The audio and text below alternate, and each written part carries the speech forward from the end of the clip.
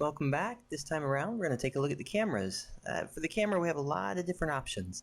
If you notice on the bottom bar here, one of our tile sets is cameras. And with a camera, you've got a lot of different ways that you can actually maneuver and change and create for a camera. This is just a handful of different ones you can do. Everything from split cameras to camera shakes, having things where it focuses on one or multiple objects, having foreground, background cameras, having transitions on and off screen. There's a lot of different ways. They're broken down into a lot of different trigger states, so you can kind of focus on one element. If you want to zoom in on a spot, if you want to zoom out on a spot, if you want to have the camera move from one place to another, stay focused on a character. So what we're going to do, we're going to actually break this into a couple of videos. The first one we'll do is just cover a handful of the first set, and then we'll just kind of keep going down so you get an idea of what features are available to you for use with the camera. The first one we'll take a look at here. We're just going to do the auto move camera. So I'm going to place an auto move camera in the scene, and what we have in the auto move, I'm just going to click on the auto move property here. The main thing it does is just going to be, is it moving left and right, up and down, and at what speed? So if I was to do, for instance, on the move left and right, we'll just take it at a speed, for instance, like with 1, we'll just have it nice and slow going across the screen. So if we had something like this, let's go ahead and go back to play here. We'll take a quick look at it. And if we move our character across, you'll notice that once we trigger it, the camera's going to start moving by itself. So if the player is jumping up and down, it's not going to care about the player. It's just simply on its own path going across. Alright, so let's go ahead and go back out of that one. So we have a moving camera, but then at the same time, if you want to do something, for instance, to do a lock, to lock the player within the scope of a camera, you can actually place in a lock one. And you know what? We'll actually turn the visibility on them so you can actually see when the player touches it. So the cool thing with the lock camera is it actually has properties set up for whether it's full screen. So if you're on your mobile, if you're on a desktop, it's actually going to be based on the screen itself as to whether it locks. You can also do a percentage based, and you can do a tile size based. We're going to do it where it's full screen, so the character when it gets to the edge is going to stop.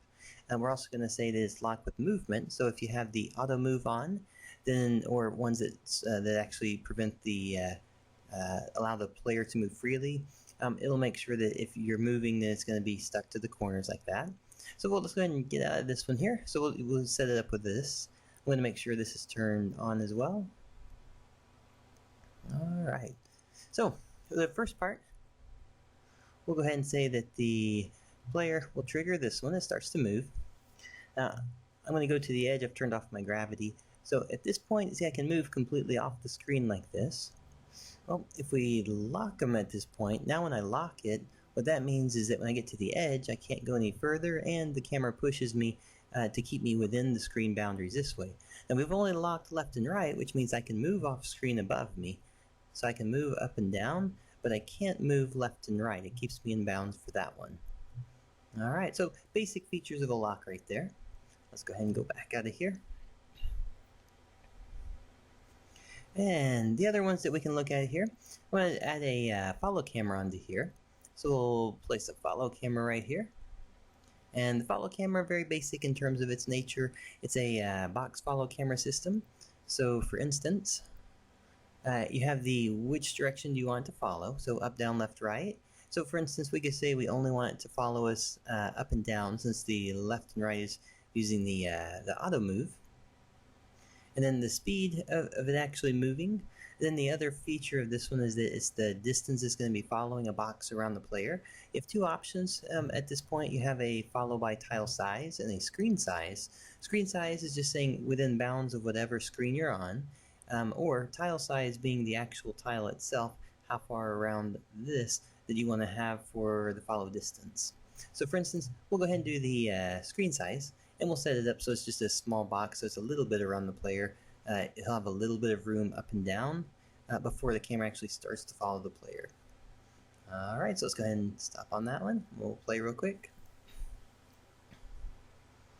Alright, so once the player is in, now we have the movement, and now we've locked our camera. And now we have a follow on the camera. So if you notice, the camera went up a little bit because it's going to try to keep the character within the bounds of this one. So now it moves just up and down enough to keep him that way. Alright, so we got a pretty nice simple system there. We have locking here, we have a height jumping, camera follows up and down, and then has a constant move left and right. Now with all the cameras, you can do it where they're triggering it, but you can also do, all the cameras come with a property for at start. So instead of doing an on trigger on enter, you can actually trigger it to be on start, so you can set a whole bunch of cameras up that aren't even by the player, and you can actually just say, this is going to affect the player at the start. And if you want it to affect certain players at certain times, you can also set it up where you're looking for the player and you're finding the player by ID, or you're finding a target by ID as well. Alright, so that's going to be 3 of the cameras right there. There's actually quite a few other cameras we could take a look at. We could actually put in the offset here real quick. Well, let's drop that one in. I'll place that one in right here. And the offset itself is just how far offset from the camera the player is. So for instance, if we wanted our camera, we'll say the zooms in kind of quick here. And the offset, we'll say we want the position. So it's going to be moving the camera to this position once you trigger that one. So we'll go ahead and do that with it. Alright. And actually we'll do it after the, let's go ahead and do it after the follow. That way you can see the camera move directly from the player. Alright. So we turned, if you notice, we turned on the auto for that one, that start. So it automatically started that way for us. Then we hit this one, then we hit the follow, and the offset, the visibility is just turned off. But if we hit it, if you notice the camera moves down, it moves down that one tile unit that we had set for it. So now all the player's movements are going to be that one tile offset. So it could be left, right, up, down, wherever you move that target object is going to be where that camera starts to offset based on everything else. Alright, so there we go. That's 4 different tiles for camera.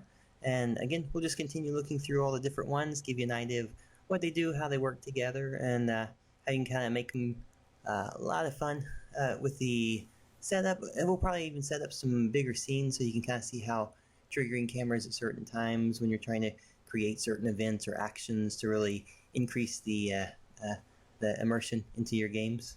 Alright, thanks for watching.